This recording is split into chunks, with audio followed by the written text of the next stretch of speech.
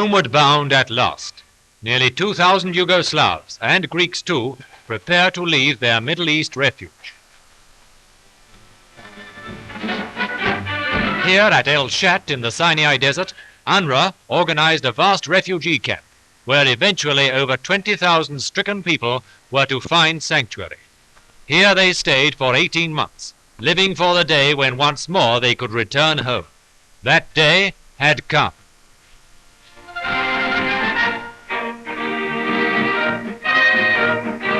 This was the fourth of the UNRWA refugee convoys.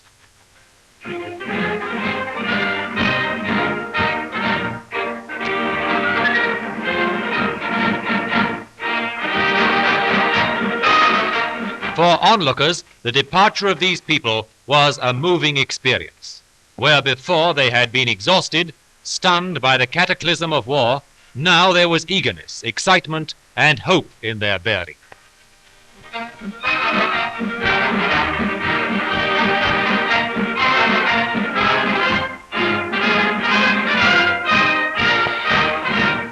Remember, nearly all these returning exiles have behind them a history of personal tragedy. Many of the women had lost their husbands, who stayed behind to fight in the resistance movements. Scores of children have never seen their fathers. Many of them never will.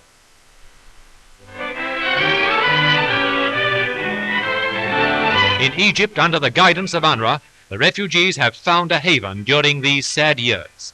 They've been fed and clothed. Most of all, they were released from the dread of German occupation.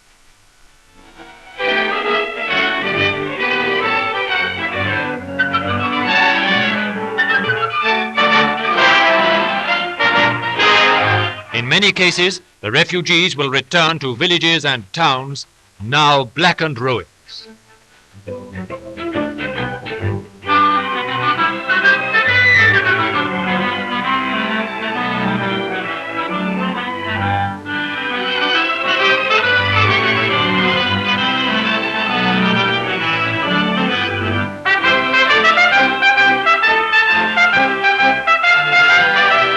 Back home again, to countries deliberately and savagely destroyed by Axis barbarians, but which still mean home in the fullest sense of the word.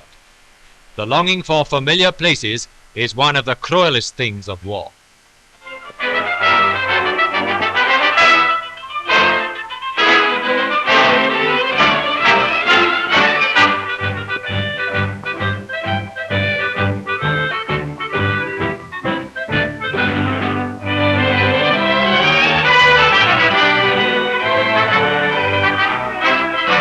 The end of the long journey home for the older people, but for the younger generations begins the task of rekindling the torch of civilized living.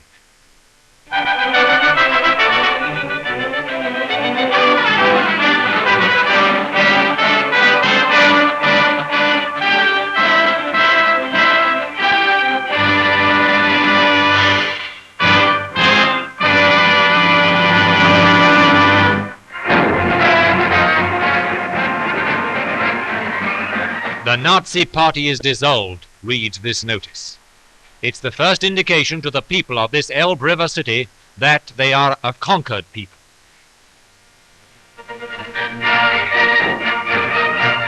The Americans entered the town in the morning.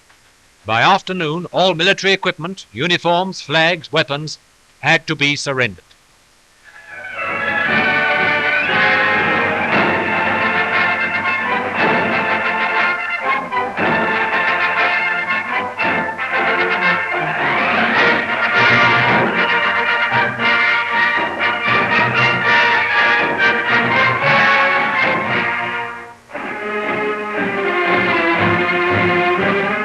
For Germany, the unthinkable, the unbelievable, utter defeat.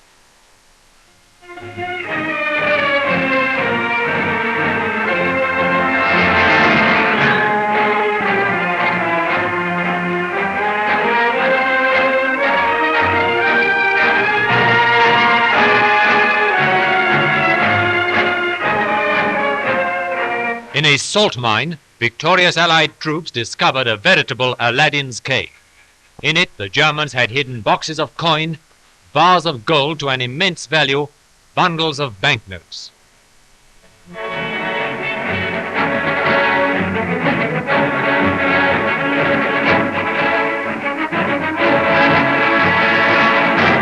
Here too were discovered some of the priceless art treasures filched from the great museums and collections of Europe.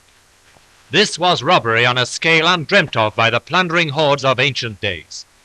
Now will come the onerous task of identifying the treasures and restoring them to their rightful owners, if they can be found.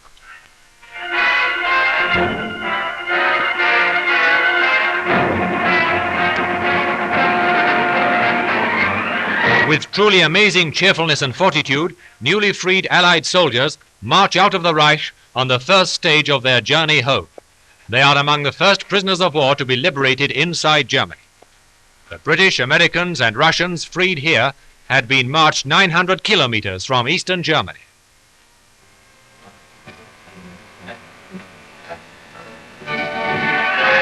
Here are truly damning pictures. These are British soldiers, and this is how they looked after 4 years in a German prison camp.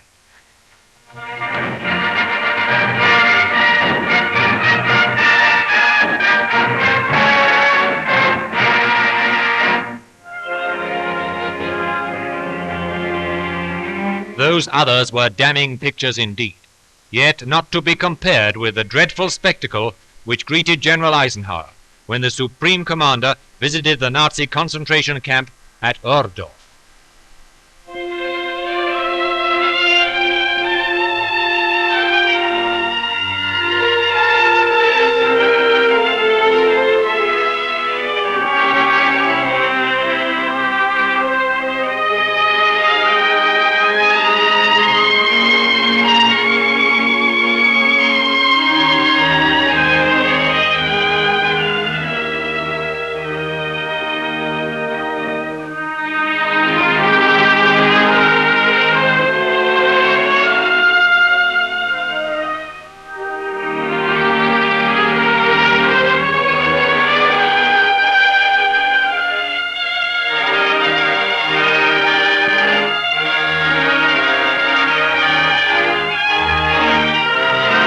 And here is the notorious Buchenwald concentration camp.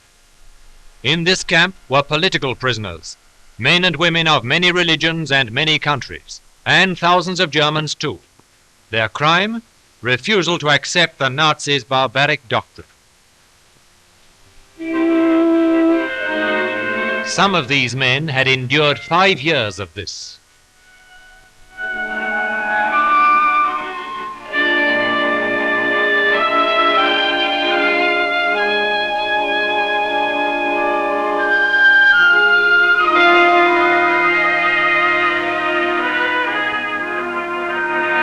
Remember what Field Marshal von Rundstedt said. One great mistake of 1918 was to spare civilians of enemy countries.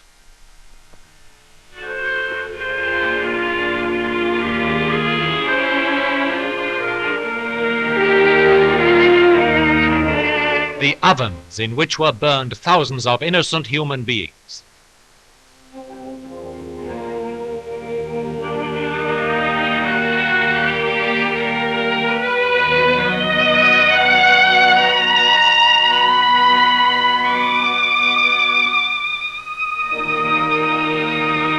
In the Belsen concentration camp, the Germans had imprisoned no less than 60,000 persons. How many have died will never be known. These were female guards of the SS. The cruelties these fiendish women inflicted must be left to the imagination. Sufficient to say they could get their meager portion of food only by producing at least one dead body each day.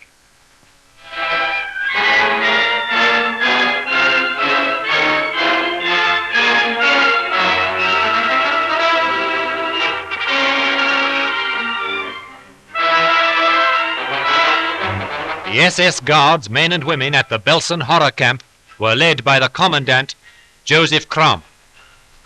We must not forget